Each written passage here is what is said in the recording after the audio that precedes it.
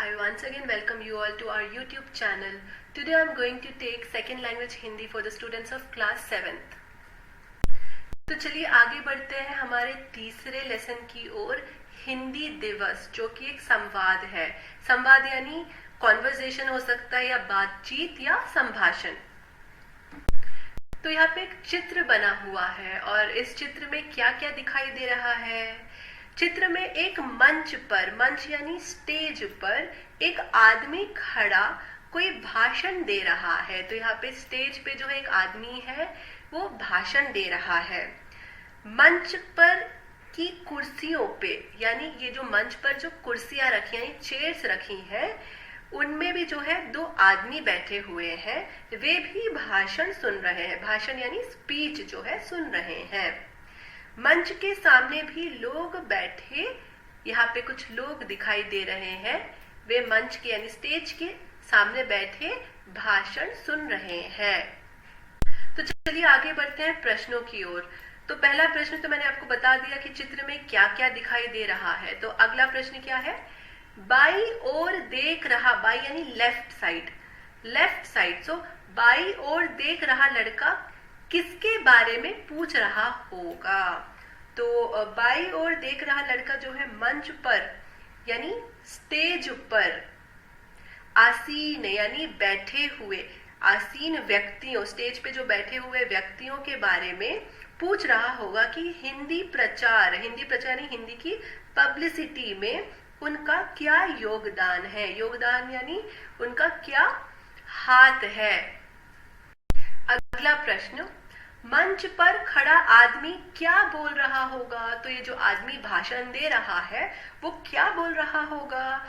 तो मंच पर खड़ा हुआ आदमी हिंदी भाषा का महत्व बोल रहा होगा, बता रहा होगा कि हिंदी कितनी महत्व भाषा है। साथ ही हिंदी दिवस मनाने की जरूरत भी स्पष्ट कर रहा होगा। स्पष्ट यानी क्लियर कर रहा होगा, ऑब्वियस कर रहा होगा। तो चलिए आगे बढ़ते हैं हमारे संवाद की ओर। संवाद यानी कॉन्वर्सेशन। सरिता और रोजी दोनों सहेलियां हैं। सहेलियां यानी फीमेल फ्रेंड्स को सहेली कहते हैं। रास्ते में मिलती हैं, बातचीत करती हैं। बातचीत करना यानी कॉन्वर्सेशन करना, बातचीत करती हुई चलती है। तो यहाँ पे जो है दो सहेलियां हैं। यहाँ पे जैसे आप देख सकते हैं इस चित्र में दो सहेलियां हैं। एक सहेली का नाम है सरिता और दूसरी का नाम है रोजी।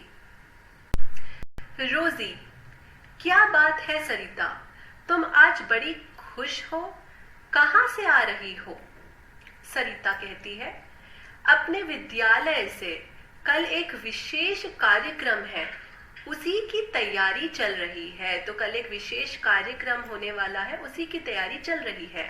तो रोजी कहती है, अच्छा, तो तुम्हारे स्कूल में भी हिंदी दिवस मनाया जाता है। तो सरिता कहती है, हाँ, कल 14 सितंबर है, इसीलिए तो मैं तुम्हें बुला रही थी, मुझे भी गीत सिखा दो ना। रोजी कहती है, ठीक है, मैं तुम्हें सुनाती हूँ, ध्यान से सुनो और सीख लो।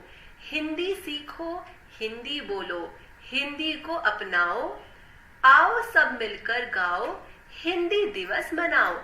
तो ये इतनी प्यारी सी जो है कविता, एक प्यारा सा गीत जो है रोजी सरिता को सिखाती है। सरिता पूछती है, हिंदी दिवस 14 सितंबर को ही क्यों मनाते हैं। तो रोजी कहती है, हमारे अध्यापक यानी टीचर ने बताया था कि 14 सितंबर 1949 को यानी 1949 को संविधान यानी कॉन्स्टिट्यूशन में हिंदी राजभाषा यानी ऑफिशियल लैंग्वेज के रूप में अपनाई गई। तो सरिता कहती है, समझ गई, इसलिए हर साल इस दिन हिंदी दिवस मनाया जाता है, लेकिन हिंदी को ही देश की भाषा, राजभाषा यानी ऑफिशियल लैंग्वेज क्यों चुना गया। तो सरिता पूछती है कि हिंदी को ही जो है राजभाषा क्यों चुना गया। तो रोजी कहती है, क्योंकि हिंदी बोलने वाले हमारे देश में सबसे अधिक है। तो हमारे देश में जितने लोग हैं उसमें सबसे ज्यादा अधिकतर जो है हिंदी बोली जाती है, लेकिन तुम भी तो बताओ, तुम भाषण में क्या कहोगी? तो सरिता कहती है, तो सुनो, अभिनय करते हुए बताती, अभिनय यानी एक्टिंग करते हुए बताती है। प्रधान अध्यापक यानी हेडमास्टर एवं गुरुजनों यानी टीचर्स, सहपाठियों यानी क्लासमेट्स, आप सबको हिंदी दिवस की हार्दिक शुभकामनाएं।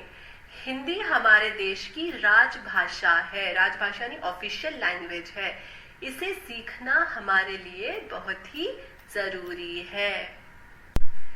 तो सरिता ने भाषण में और क्या क्या कहा होगा? तो सरिता ने हिंदी सीखना और पढ़ना जो है बहुत ही आसान बताया होगा, और सरिता ने कहा होगा कि सारे भारत में आसानी से घूम सकते हैं हम, अगर हमें हिंदी भाषा बोलनी आए तो।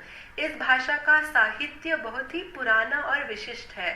साहित्य यानी लिटरेचर जो है बहुत ही काफी पुराना है और विशिष्ट है। विशिष्ट यानी स्पेसिफिक है। हिंदी भाषा के माध्यम से यानी हिंदी भाषा को मीडियम बना के हमारे देश की संस्कृति और सभ्यता का ज्ञान हमें मिलता है। हमारी संस्कृति यानी संस्कृति और सभ्यता का अर्थ क्या होता है? कल्चर का ज्ञान यानी नॉलेज हमें मिलता है। और हिंदी भाषा से जो है भाईचारा यानी जो कंपेनियनशिप है, आपस में जो बातचीत हम करते हैं, भाईचारे की भावना बढ़ सकती है।